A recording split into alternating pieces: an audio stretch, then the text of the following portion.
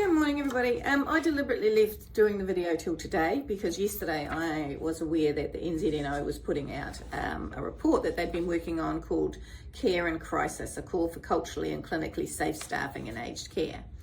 And so, there's been a bit of media on it, and I did a bit of media, but not too much. But I wanted to make comment about it today.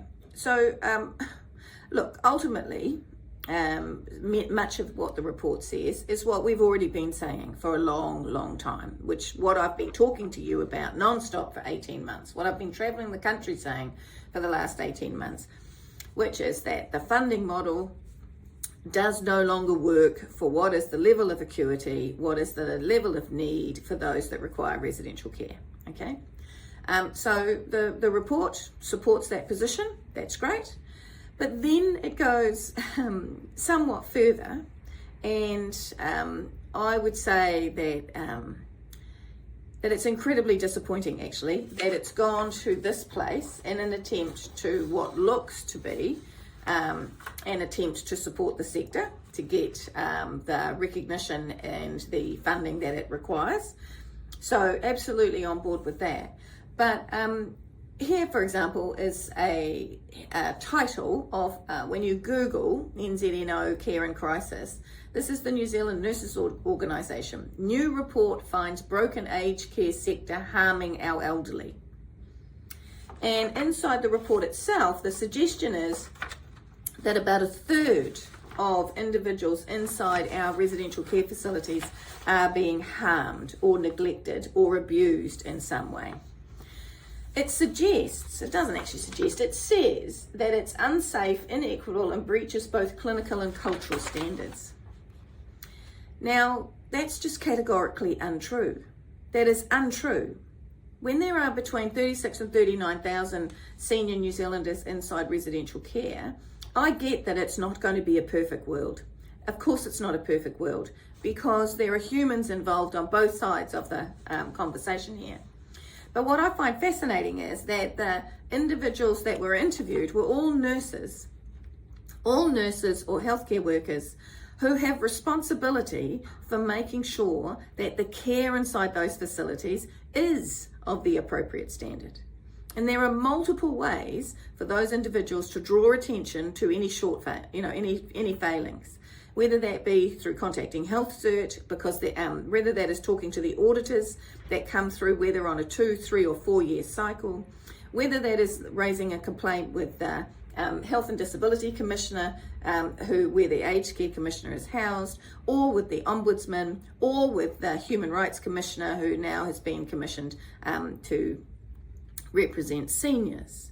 So if these cases that they have put forward are as they say they are, where have those professionals gone to raise those issues?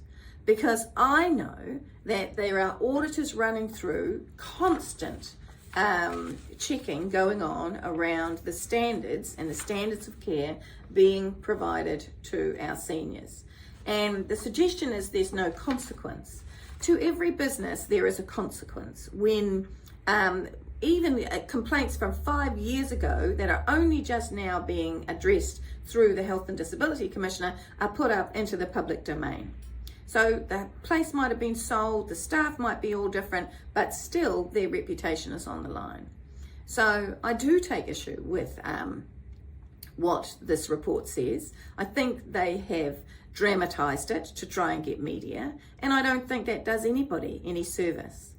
The other thing, of course, I disagree with the fact that they are seeking care minutes to be placed inside of legislation.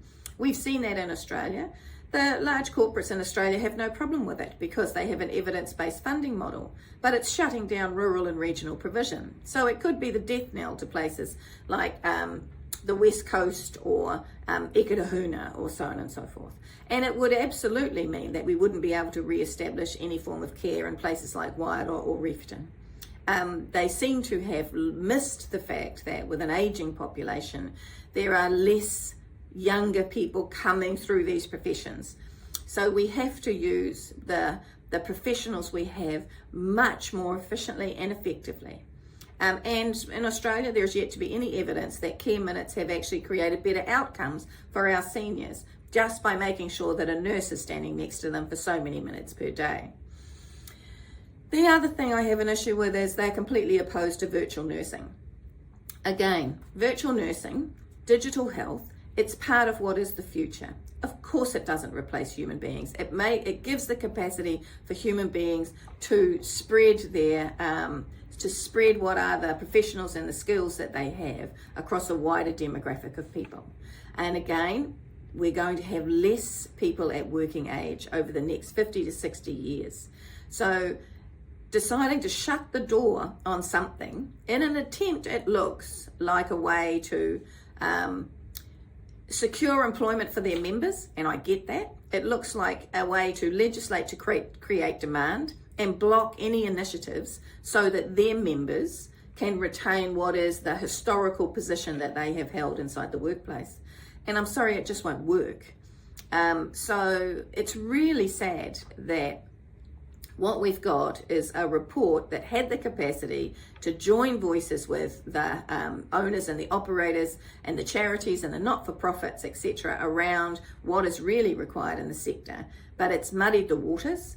It's erroneously represented the sector as actually a place of great failure, which is just not true. And I think it does an incredible disservice to not only their members who are inside those residential care facilities providing that care that they are criticising in this report, but it does a disservice overall to all of those individuals, families who have placed their loved one or whose loved one has gone into residential care and know the levels of care and the standards of care that their loved ones received.